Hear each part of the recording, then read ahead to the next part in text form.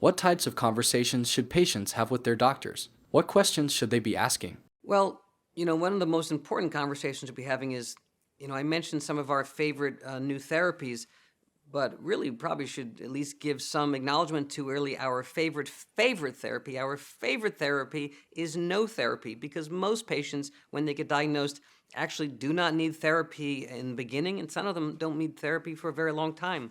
I was given permission by my grandma to reveal a medical fact about herself. She had CLL for 37 years. She never needed any therapy at all. And I think that's an important thing for patients to realize.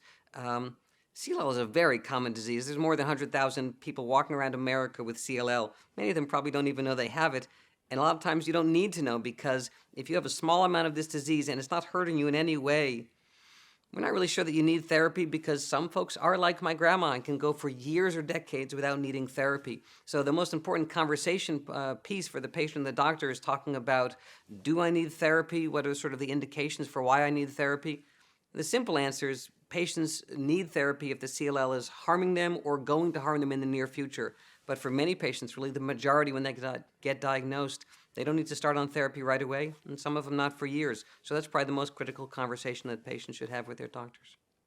The first thing they should ask is to try to talk to the oncologist, especially for CLL, is what kind of a disease they think it is, to try to profile it as well as possible. The second thing they have to find out and talk to an oncologist is how fit they are physically, what their life's goals are, what they like to do, and what gives them happiness. All those are important in these decisions. And then the third discussion that a patient can have is to really assess whether a disease really need to be totally cured of, or if it is enough to just keep it at bay, because some treatment options are available which can lead to a complete remission for at least certain time, but they are more toxic, and that often takes a lot out of those patients. On the other hand, there are other treatments which can control the disease for a substantial period of time, often for a very long period of time, without really affecting the patient's typical day-to-day life as much. And it is important to have those goals in front of you before deciding what is right.